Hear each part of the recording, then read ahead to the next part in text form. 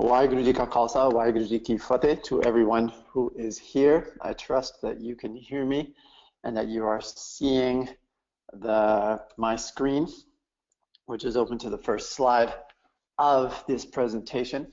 First of all, I'd like to thank the Sikh Research Institute for this initiative and providing a platform to have a dialogue around different aspects and different facets of what make up our Sikh community and the unique experiences and things that we all go through as individuals but can talk about collectively. Also, thank you, Kirandeep Kaur, for that introduction. And I will start. Okay, I trust that there are no problems. If there are, Kirandeep Kaur, please let me know as we go. So I have titled this talk, Sonifying the Sikh Experience, a Search for Identity, and I'll be talking about my artistic journey and specifically about pieces that came about during my doctoral process when I was studying to get my doctorate at the California Institute of the Arts in Los Angeles. And that work finished in 2015. But it really was the culmination of a lot of things for me, both my training, growing up, self-discovery as myself as a human being, and how these different facets of myself came together in that time to produce something that is, more joint and has more of a unified outlook as far as arts and my own personal journey are concerned, which involve being a Sikh. So let's start off the presentation. And I guess I'll start off with where and how I grew up. And I would say I am a product of immigration patterns. I am the first generation Canadian citizen. My parents immigrated from India directly. And I grew up with this moniker, Indo-Canadian, with a hyphen in the middle. So with this hyphenated identity, right from the get-go, you have to check that off on different forms and things. It's like, okay, who am I as a person? What is this Indo-Canadian? What does that mean? Even as a child, when you're too young to understand these things, but it has an impact on yourself. So for me, in Canada, being a brown-skinned individual of Sikh heritage, of Punjabi background, to identify with my brown self and my Indian self in the midst of all other things that were Canadian kind of gave me a sense of identity, and I understood myself within that lens. And then when I was about 9 years old and I took my first trip to India and visit some family in the village, in the Pend, I quickly realized that I was not really that Indian thing either. So where do I find my own identity amidst these different things? And then you get to learn about other ideas and other ideals. So now living in America, where the policy is more about the melting pot of cultures, where immigration happens, people come into America and meld together somehow, versus the concept that I grew up with as a Canadian, which the term cultural mosaic was very strong in my upbringing, which is actually a term introduced into the Canadian lexicon in 1938, which I think is really progressive as far as understanding that each of these people who immigrate are a separate and unique individual, a separate unique tile that then goes and forms the mosaic, the tapestry that is our society. So then this hyphenated identity, understanding it in that context, but there's many different facets of that, because not only am I just of Indian heritage and growing up in Canada, but also I have a religious identity as being a Sikh, and then other identities of myself as just a human being, someone who likes music and different styles of music, and being a jazz musician, and being into Indian classical music, and playing the tabla, and playing the saxophone. So this idea I didn't know was called something, and it wasn't until I was introduced to the work of UCLA and Columbia law professor Kimberly Crenshaw, who coined the term intersectionality. And she used it to examine her own journey as being a woman, but also being an African American woman in America, and how those two things separately provide different viewpoints, but when they're combined, there's unique situations that occur because the two things come together, and they are no longer separate, but they are one. So it was that kind of idea that led me to understand my own journey, how all these things come together. And because as Dr. Crenshaw states, that distilling anyone's experience down to a single word, such as that of gender or of race, misrepresents that experience, as no one term can capture the minutia of anyone's personal narrative. So as soon as I realized that that was out there, I was like, okay, I can put myself in more of a big context. I don't just have to be my Indian self or my Canadian self or my jazz self or my Indian classical music self, but that all these things make up who I am. And let's see where those intersections come together and how they can inform one another. So leading to my artistic practice, these are some modalities that I identified coming into my doctorate as things that I did, and I had always kept these things very separate from one another growing up, and somehow I think that helped strengthen my resolve later in life, because I was steeped within these various traditions and could understand them and pursue them in a very kind of have a knowledgeable perspective when it comes to certain things. Now, I'm obviously still learning, still a student of life and of myself, being a Sikh, and these things will continue to develop, but starting to see how these things are connected. So I'll just start at any one point in here. Let's start with Sikhism and being a Sikh and growing up with that. Yes, there's a religious component, but I always understood Sikhism as being a political movement as much as it was being a religious movement, formed as a reaction to Hinduism and Islam in India. And Guru Nanak, the founder of the Sikh religion, started things in motion, questioning both the notions of religiosity and what that meant, and getting rid of things like casteism and sexism and the roles that those play. So that to me was always the outlook that I understood Sikhi, the practice of Sikhism. And through that practice we sing hymns, and the scripture is written in melodic modes, rags, which come from Indian classical music. So if we move to the right, now that was my introduction into Indian classical music through Sikhism. Then I started playing tabla in the Gurdwara, got into Indian classical music more, was playing tabla with other musicians outside of the Gurdwara, playing with sitar players, even learned some sitar early on, learned about the melodic side, the rag side of things, learned to improvise, and all these different things that go into Indian classical music. And then growing up as a child in Vancouver, well, outside of Vancouver, Canada, in Coquitlam, I joined band when we got to take an elective, and I got into jazz music and playing the saxophone, and I was like, oh, they also use improvisation. And there is a modal period where a lot of these jazz musicians took inspiration from Indian music. I was like, wow, that's amazing. And then getting deeper into jazz and improvisation and the celebration of the moment, and being within a moment and being as present as you can there within your surroundings in order to express and comment on that in real time. And for me, I always had a kind of a interest in computers and technology and using them as that, but also technology is about being present in the way that technology is evolving and is changing so quickly.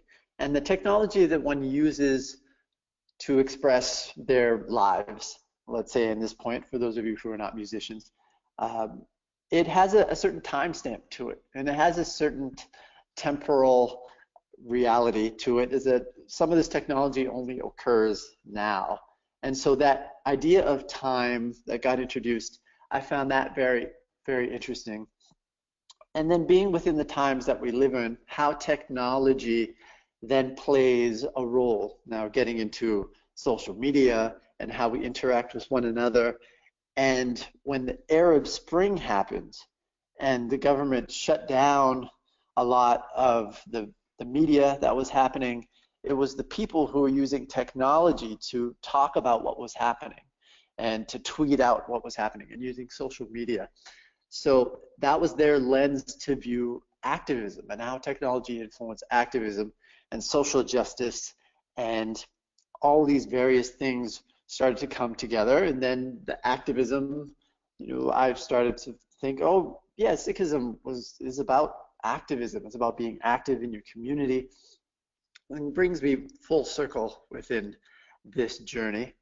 So that's the lens with which I started to examine and understand my own life. Because as much as music is something that I do in a practice, but it's also a practice for me to understand who I am and my own individual journey and my identity as a person in the world. So understanding that and coming back to Sikhism, understanding the history of Sikhism, I saw a lot of struggle. There's a lot of beauty there, and so much of the history is about the coming up of this kind of rogue renegade ideal against the forms that were already established at that time. So a brief kind of run through of the images and stories that I heard growing up as a child, but we always heard and saw photos of the martyrdom of the fifth and the ninth gurus, the teachers of the religion, and barbaric practices that happened to extinguish Sikhs from the face of India. A price was placed on the heads of Sikhs, and that if you brought the head of a Sikh to the authorities, you would be compensated as such.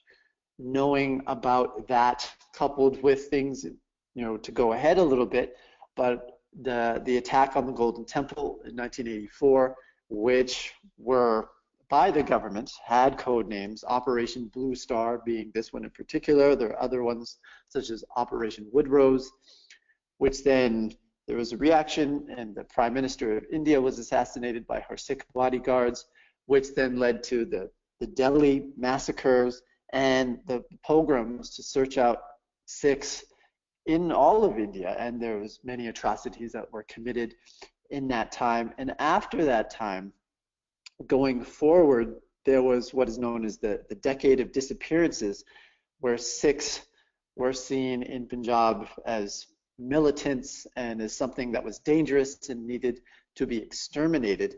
And many atrocities were again committed in this respect.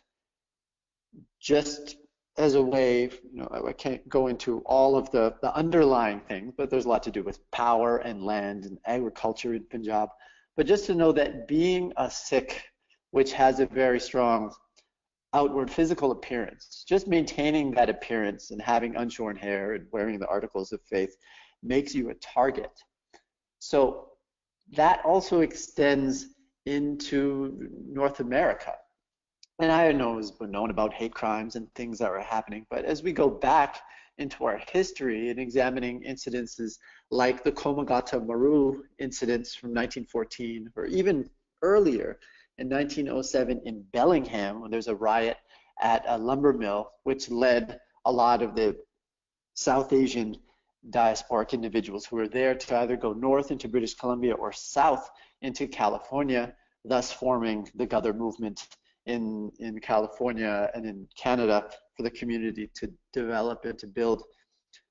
And going forward, as more relevant into modern existence, we get 9/11 And we get a lot of misguided hate around things like in America, since the Iran-Contra was happening on in the Persian Gulf War, people with turbans were seen as other. And even in my own home and native land of Canada, things were happening like in Quebec. There's a turban ban on young Sikhs who were playing soccer because somehow having some sort of religious headgear was problematic and was going to be unsafe. And we continue to see these problems in the tragic shooting that happened in Wisconsin in 2012, which just the 5th year of that incident just passed. And we reflect on what that means, and again, being targets and other crimes that happen. We have our brother Sandeep Singh, who was called a terrorist, or no, Prabjot Singh, who was a professor in New York, who was beaten up by, I would say, a mob of young individuals who ended up beating him, breaking his jaw. And we also have Jagjit Singh, who's a truck driver in the South and in a Mississippi courtroom. The judge even told him to remove that rag from his head. And that was in 2013. And things keep going on. 2014, Sandeep Singh, who I mentioned earlier, somebody ran over him in their truck and then dragged him through the street about 30 feet and just left him there to die because he was a Sikh for no other reason. So this struggle was something that I understood greatly. So to put it in that context of how I understood Sikhism and how I understood activism and being a social justice warrior, if you will, or at least have a social justice mindset going forward. Now, my artistic training led me from Indian classical music, but also getting into jazz. And jazz for me was kind of an escape from all of this heavy political stuff. But then as I learned more about the history of jazz and the people who performed it, I learned about the context with which that tradition also understood politics in their place. So looking at people like Louis Armstrong, who in jazz circles, some people say, was an Uncle Tom, and he was an entertainer, and he shucked and jived for the masses. But if you go through and you look at Louis Armstrong, through his actions, he was making a statement for race relations. And he stipulated in his contract that he would not play at any venue or any place that he could not stay. As we know, in Jim Crow South, it was very segregated, and people of color could not stay where the white man or woman was staying as far as accommodation or even restaurants. But Louis Armstrong was very vocal in that respect, and he was very vocal in his disdain for the governor of Arkansas, Orville Faubus, when the Integration of School Act was passed, and Governor Faubus was not in favor of doing that. And we know about Little Rock, Arkansas, and we know about the Little Rock Nine. And Louis Armstrong was very vocal of the president at that time and very vocal against Faubus himself. So to know that that was happening and Louis Armstrong was doing that really kind of started to bring all the little threads together in my mind. And then learning about other band leaders. So Benny Goodman was one of the first to have an integrated band. Wow, what a concept. I say that sarcastically.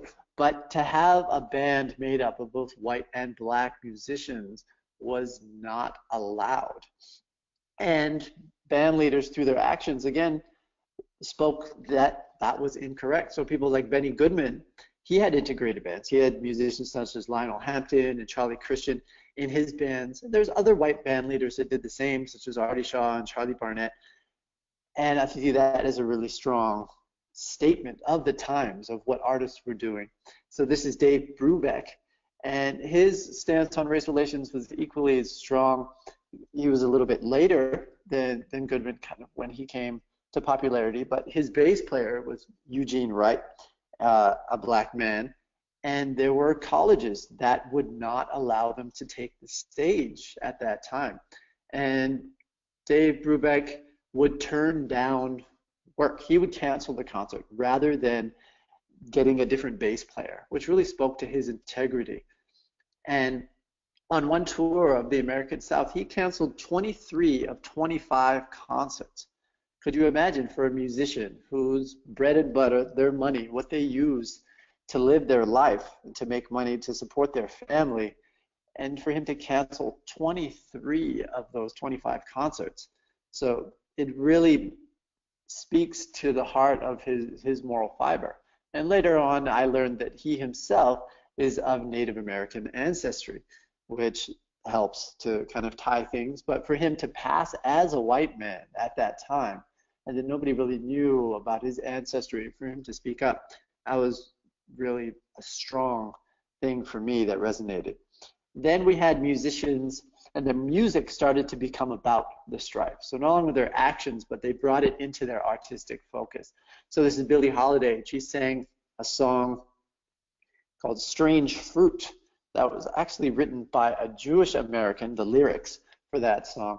And it's about strange fruit hanging from the trees, and it's a comment on lynchings in the South.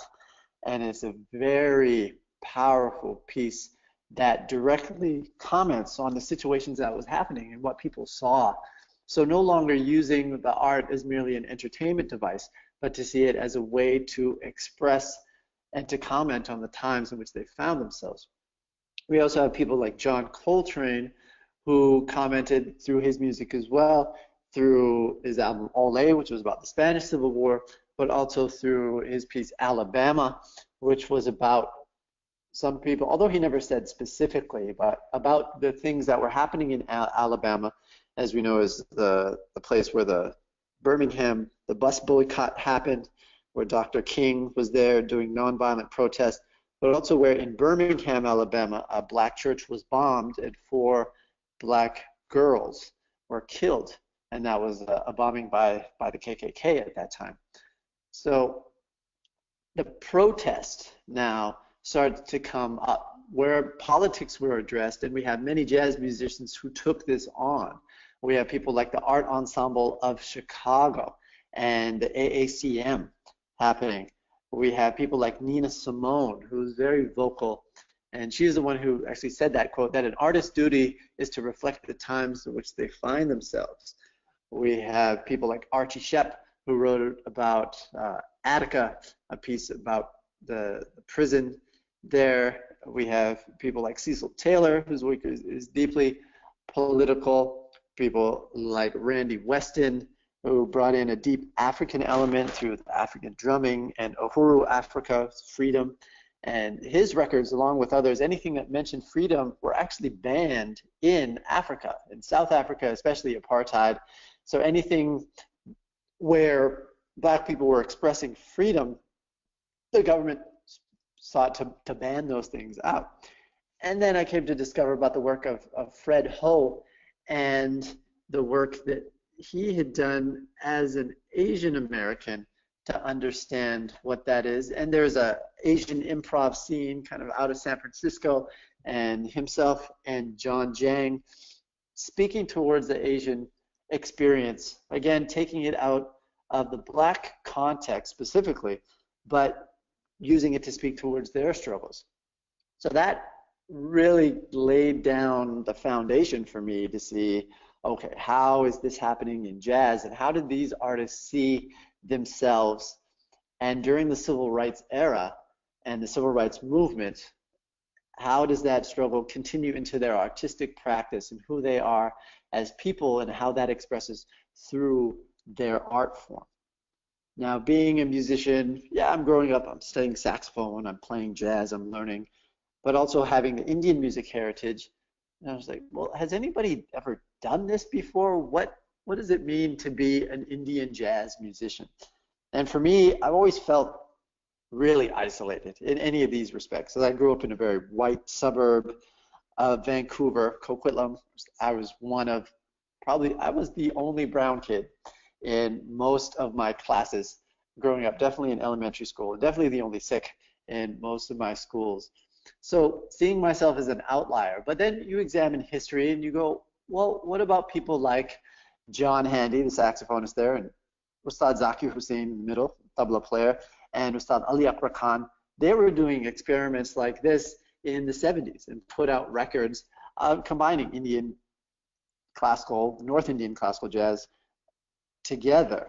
And we had people like John Mayer, who came out of India and went to England, and Joe Harriott, who's from the Caribbean, also went to England and was doing Indo jazz work early on. We have people like John McLaughlin and his group Shakti, and we have people now like Rudraesh Mahantapa, who has group Kingsman and also the Indo-Pak Coalition, and we have people like Steve Smith and George Brooks and Prasanna, who are bringing their lens. George Brooks studied Indian classical music from an individual, Pandit Pranath, and also other individuals. And Prasanna comes from South India, so bringing Carnatic music, the classical music of South India, into the mix. And we also have people like Vijay Iyer, again with Prasanna, doing Tirtha, and also Rudraesh Mahantapa. This is kind of a scene out of New York, and people, and also like Reza Basi and Kiran Ahluwalia, who are doing things in this collaborative means, which then takes me as an outlier and puts me within a community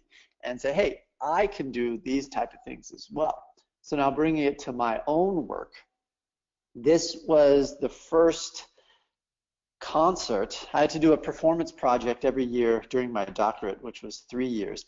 And this is my first year concert that I did. This is a poster from that. And I titled the concert Visions of the Other. So to examine otherness through music, through artistic expression, and what that means. So I kind of subgenred each part of the concert and gave a little kind of a trajectory of what otherness means as far as the immigrant and how that changes over time. So I had titles such as of pieces called Tradition, and then Assimilation, Collaboration, Innovation, which I would hope would culminate into something perhaps as Integration as another step in that. But I actually changed the title of the last piece and called it Disintegration. So DIS in brackets in front of integration, because the Oak Creek massacre had happened at that time. And examining myself as a Sikh in America and feeling that there's no hope at this point of any sort of integration, with me myself holding a physical appearance as a Sikh and for other Sikhs who practice, and that cultural mosaic model, I was having a hard time dealing with that. So disintegration, and what does that mean? And going through the Oak Creek massacre, it was such a tragedy, and I felt really that it was traumatic for the Sikh community worldwide. So examining trauma and understanding what that is, I started looking into some writings on trauma and getting into the writings of Kathy Caruth, who's a professor at Cornell University. And she talks about individual trauma as a blow to the psyche that breaks through one's defenses so suddenly and with such brutal force that one cannot react to it effectively. So when I heard about Oak Creek, I was in Canada actually. It was during the summer. It was the break between my bachelor's and my master's and my doctorate degree. And there was hardly any news media that was covering it. And we had to hear about it through the network of telephones and people calling one another and saying, oh, did you hear that this happened? And not having any exposure via media as to what was happening, and turning to social media to see what our friends were posting, and feeling really isolated and traumatized in that respect. And as much as that was an individual experience, it was a collective one as well. So Kathy Caruth talks about collective trauma, which she talks about a blow to the basic tissues of social life that damages the bonds attaching people together and impairs the prevailing sense of community. So for the Sikh community that now is so worldwide, as people have left Punjab and gone to places like Africa and to the UK and to America and Canada and to Malaysia and Thailand and Singapore, that how does that sense of community play out? And so that was another thing. And through reading some of Kathy's work, I came upon this quotation that really stood out to me. That was that the study and treatment of trauma faces a critical problem of how to relieve suffering and how to understand the nature of the suffering without eliminating the force and truth of the reality that trauma survivors face. So as I wanted to pen a response to Wisconsin, I'm cognizant of all these different things: individual trauma, collective trauma. What are the problems in doing that and presenting that, and under what ways could that be problematic? So the way I chose to do that was to, again, go back to my Indian classical roots, but then mix it with improvisation. So what you see here is a graphic score for the representation of the music, which I used. On the bottom, you see a drone. So each of these are actually drone fragments, as Indian classical music happens over top of a drone structure where everything is done over an instrument called the tanpura, and it really gives some sort of context with which to hear all the different notes of the melody. So I laid down a drone at the bottom, you can see, that goes through the entire piece, and over top of that I overlaid different drones over the different chromatic pitches, which then lend themselves to represent different rags because of the combinations of notes, and then give me, as an improviser, notes to choose from with which to then create melodies. And I would bring those drones in and out, which create various levels of tension, and then improvise within that context. But then as a way to go back to speaking to the truth of reality, all these numbers that you see are triggering real audio clips that I found on the internet, mostly through YouTube videos, of events that happened at that time.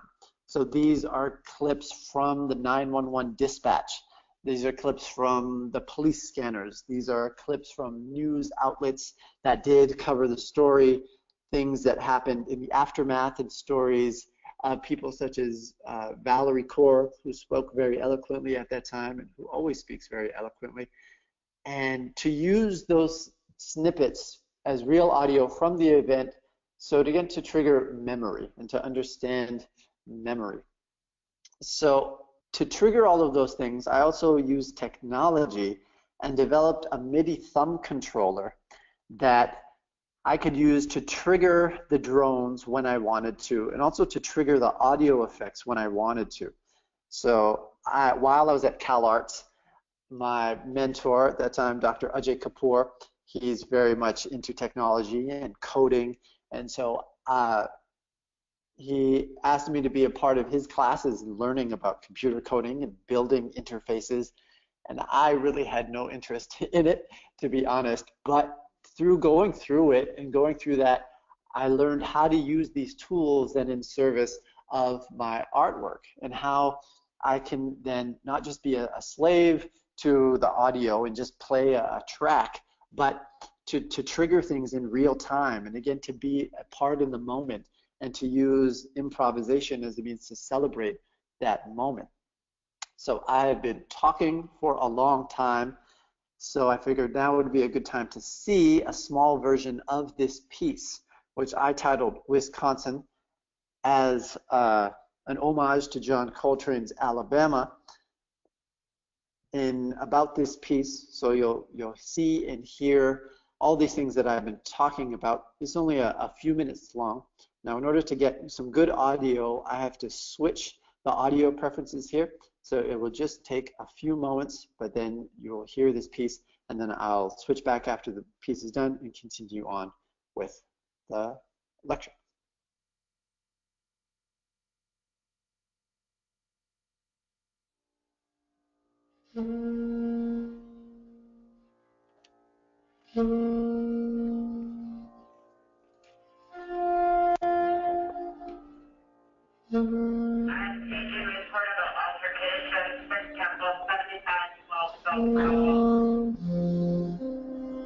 Report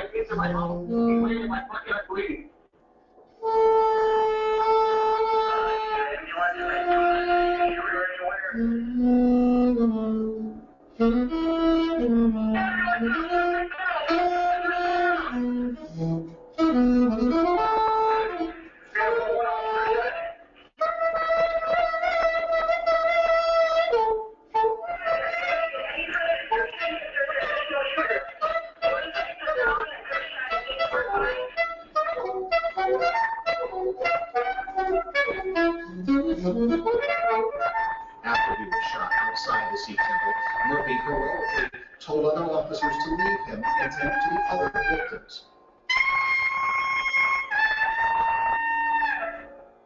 This was a deeply tragic time for Sikh Americans and for all Americans. When I saw the television screen, that is my Gurdwara, those are my aunts and uncles, my brothers and sisters, our children caught in the gunfire. Police Lieutenant Brian Murphy was shot 9 times, and today he was released from the hospital. Many in the media, many in America still don't know who the Sikh community is, what the Sikh religion is about. The American ethic is profoundly compatible with Sikhism.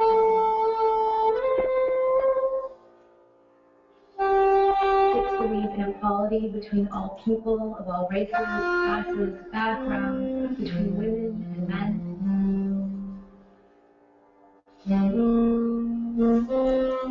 This is also a moment that calls upon us to work for a world without violence. I just hope Americans can genuinely understand other cultures and get the hate bug out of them. Agencies can't do their job. Policing can't do its job. Education can't do its job if we're not speaking up. We know that the killings of Matthew Shepard, of David Byrd, of David Gato, of Trayvon Martin, and now the shootings of Sikh Americans in Milwaukee are all deeply connected to each other. It's all about combating a culture of violence against people who look different, against people who inspire hate and fear in others. It's about eclipsing that anger and fear with our love, our solidarity, and our support.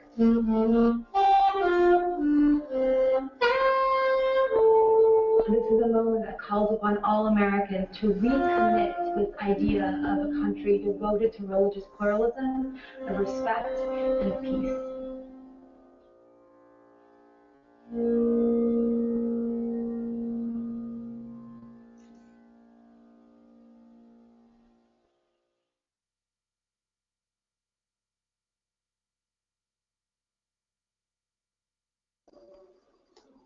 So hopefully you were able to hear and experience that piece.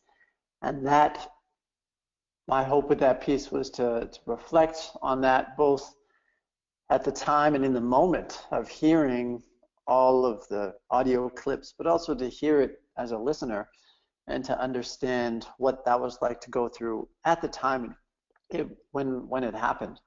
So again, I was performing this piece. I premiered it at the Sikh Lens Film Festival in Orange County that fall in 2012. But all of the other performances of it were at my school at the California Institute of the Arts, which, if you can think about the audiences of those two places, one I would classify as a Sikh space, the Sikh Lens Art and Film Festival, whereas the other, I was performing and presenting this work to non-Sikhs. And this is a big part of how I exist in the world, is that most of the time I am performing in non-Sikh spaces. So I am an educator a lot of the time. People don't even know that these things happened. These things that are so traumatic to me individually, to our collective, and to understand that, but then to meet somebody else who has no idea that this even occurred, or even of what your community has gone through, or what you as an individual are experiencing. So that was that piece, Wisconsin. That was under the disintegration part of that concert from my first year. Now we shall move on to my second year performance practice, and all the things that I was researching and doing at that time. And this concert was called Speak Justice, Seek Justice.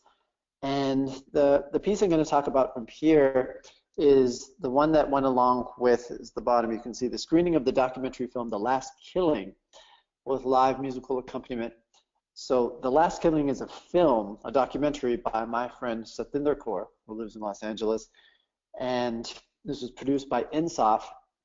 It has to do with this man, Satwant Singh Manik, and about his struggle in India as a police officer and what he had gone through in order to see that how the police were being, and brutalizing, how the police were brutalizing the community there, and what it took for him to break ranks with the police and say that atrocities were happening under his watch, that he witnessed, and his struggle for justice on that still continues to this day. 20 years after he broke ranks with the police and what was happening, he's still fighting just to get the first information report recognized by the courts because of the system of corruption in India, and that nobody wants to speak out against the police force. This injustice against Sikhs in India now, so taking it out of the North American context and placing it as a human rights atrocity for the world to see that's happening in Punjab, was very powerful and moving. And Satinder Kaur asked me to do the music for this documentary film. And this film is available, I believe, on Vimeo and YouTube. So I urge you all to see it all. But let's hear and see just a little trailer from the beginning of this film so you can see what the story is and to hear Satwant Singh talk about it in his own terms.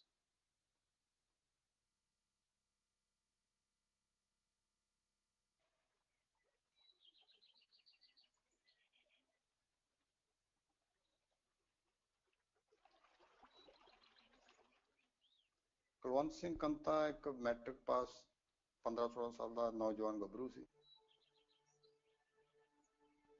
ਮੇਰੇ ਕੋਲ ਹੱਥਕੜੀ, ਮੈਂ ਹੱਥਕੜੀ ਖੋਲੀ ਕੁਲਵੰਤ ਸਿੰਘ ਕੰਤੇ ਦੀ, ਮੈਂ ਆ ਕੇ counter 'ਚ ਬੈਠ ਗਿਆ।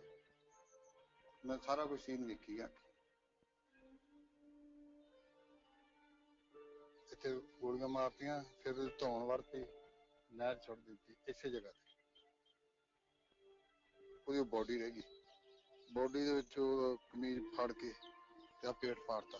ਉਹ ਨਾੜਾਂ ਕੱਟ ਦਿੰਦੀ ਸੀ, ਨਾੜਾਂ 'ਚ ਪਾਣੀ ਪੈ ਜਾਂਦਾ, ਜਿਹੜੀ ਲਾਸ਼ ਉੱਪਰ ਆਉਂਦੀ ਨਹੀਂ ਸੀ। 2 ਜਣੇ ਚੱਕ ਕੇ ਤਾਂ ਇਹਦੇ ਵਿੱਚ ਸੁੱਟ ਦਿੱਤਾ। ਉਹਦੀ ਮੌਤ ਨੇ ਮੈਨੂੰ ਝੰਜੋੜ ਕੇ ਰੱਖਤਾ ਵੀ ਇੱਕ ਲਵਾ ਬੱਚਾ, 10ਵੀਂ ਪੜ੍ਹਦਾ ਬੱਚਾ, ਜਿਹਨੂੰ ਇਹ ਦੁਨੀਆ ਦੀ ਸੁੱਧ ਬੁੱਧ ਨਹੀਂ ਸੀ, ਤੇ ਇਹਨਾਂ ਨੇ ਉਹਨੂੰ ਕਾਊਂਟਰ ਕਰ ਦਿੱਤਾ। ਮੈਂ ਕਿਹਾ ਡਿਊਟੀ ਨਹੀਂ ਕਰਨੀ, ਡਿਊਟੀ ਛੱਡ। ਤੇ ਮੈਂ ਪੁਲਿਸ ਦੇ ਅਗੇਂਸਟ ਆਵਾਜ਼ ਉਠਾਤੀ।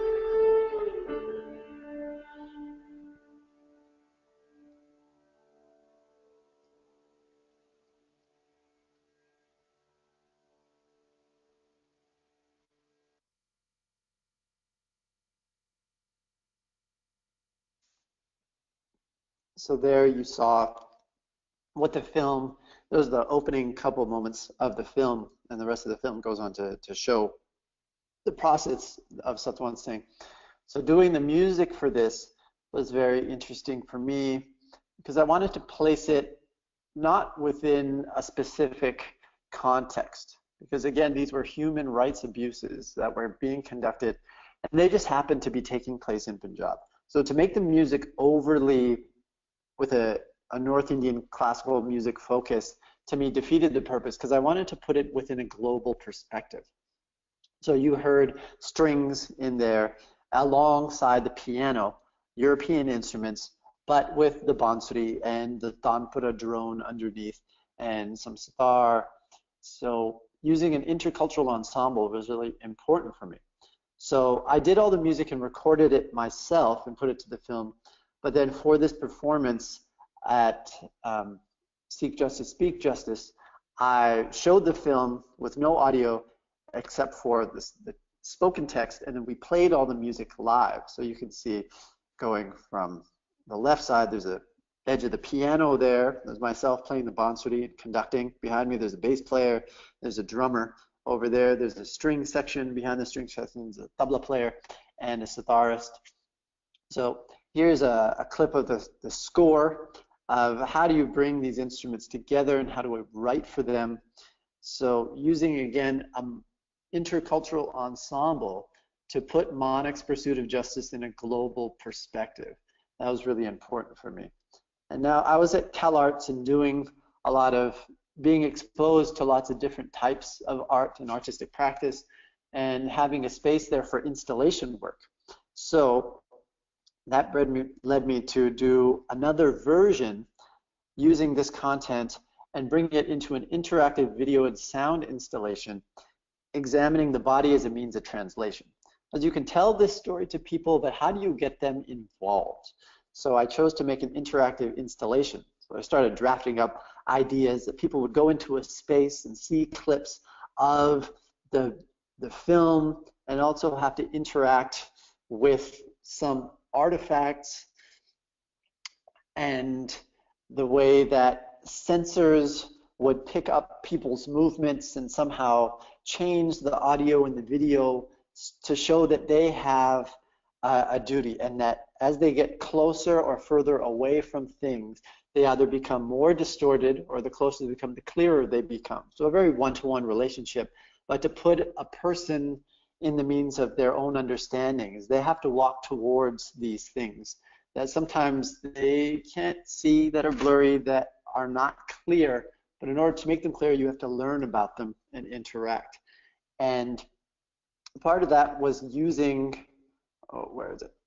Artifacts here that from the film I had chosen to put then in the work as a means for people to engage with. And this again comes from some work that I had been doing on memory, and it came upon the writing of Marianne Hirsch. And she was writing about at that time that more than oral or written narratives, photographic images that survive massive devastation and outlive their subjects and owners function as ghostly remnants from an irrevocably lost past world.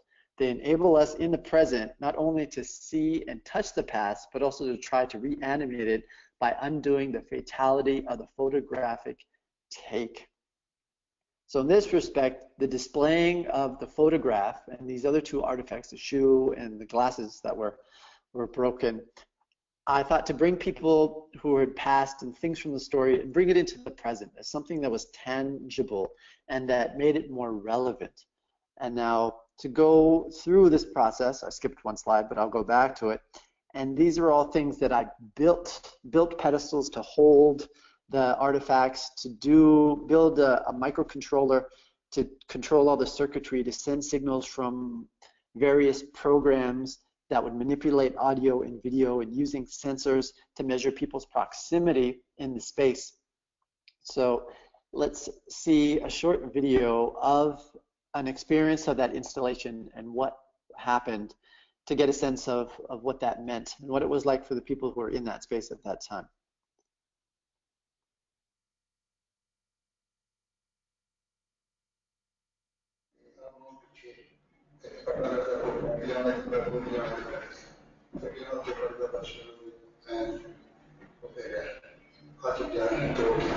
ठीक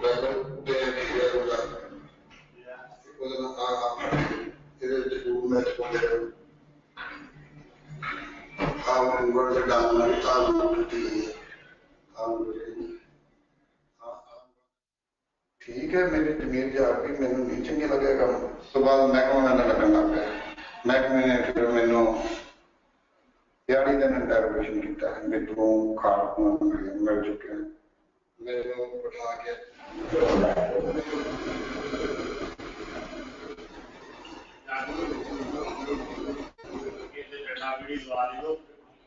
क्योंकि कारण जो एक स्कूले जाना पड़े कि फिर उनकी सारी को फट गया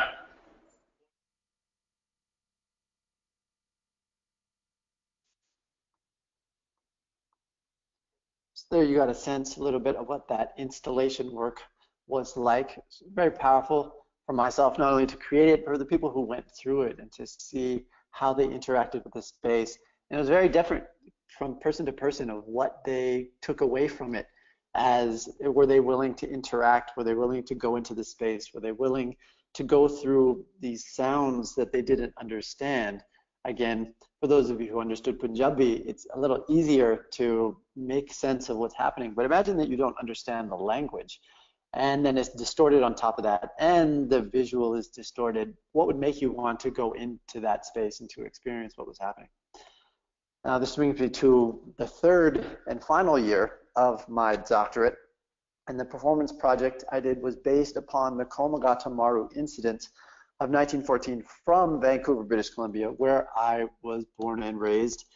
So to comment on this was very important for me, and to examine all the things that went into this. It was kind of the culmination of both history and social justice outlook and both the Indian classical music and the jazz, and how all these things kind of came together to do a multi-movement suite, 9 movements that commented on different parts of the story of the Komagata Maru, and along with other aspects, tell that story, which I feel resonates today just as strongly as it does then. So talking about, again, otherness themes that I examined before, and how, you know, once this was the Punjabi Sikh community that this happened to, but it's still happening to people of Syrian descent, people coming out of Syria, people escaping from different places in the world who need to get safe haven, and then the conversations around that, if we're letting people in or not. So very topical for me. So the Komagata Maru incident.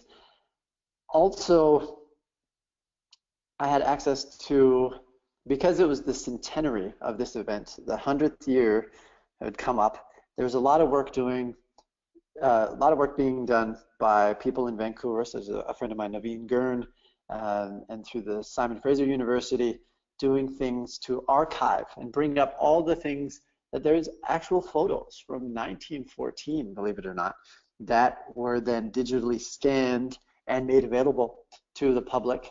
So here you have the passengers and the ship and the immigration officials. So for me to use images also within this work as a way to bring people into the work, as a way to heighten the experience, make it multisensory.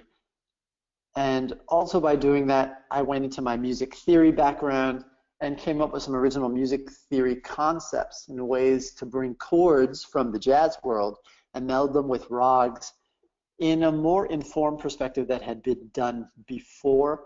So using important notes from the rag, known as the vadi and sambadi, and using phrases like the pakad to come up with notes to make harmonic structures, which then you take through to get kind of a diatonic, quote unquote, system to use chords.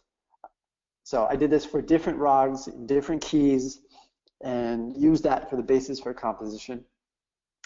So let's hear a little bit of the music and see some of the visuals that would go along with one of the pieces.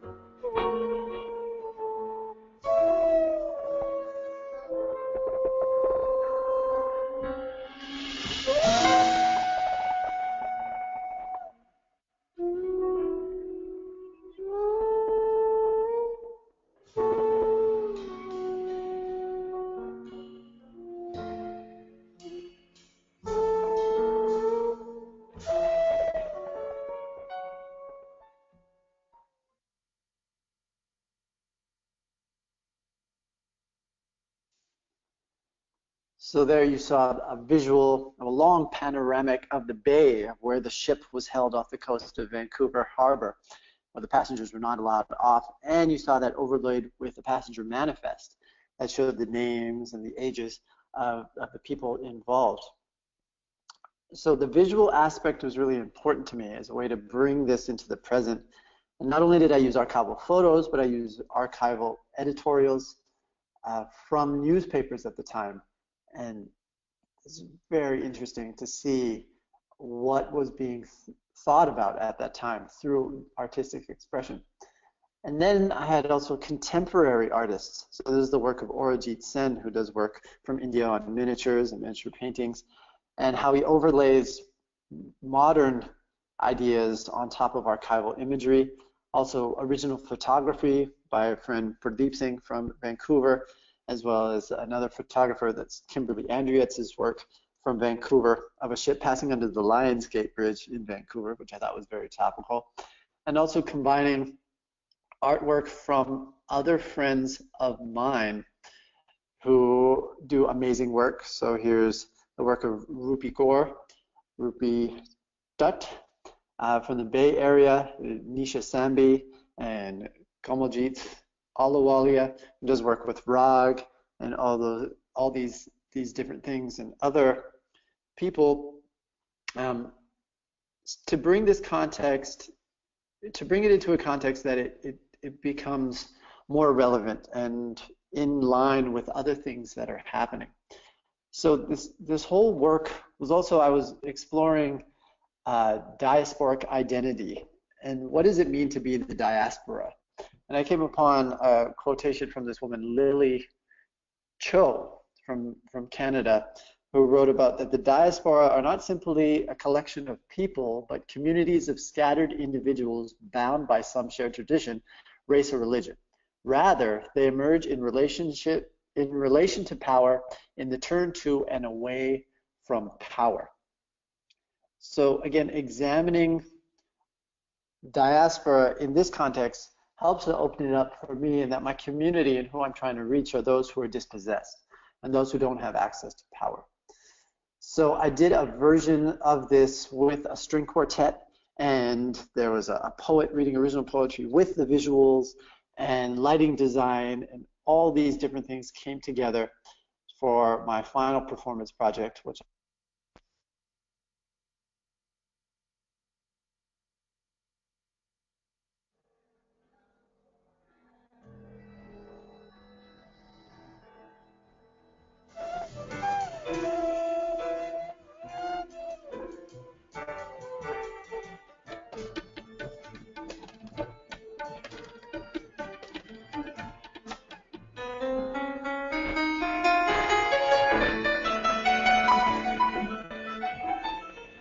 we can never stop moving, being fluid in our fight for justice.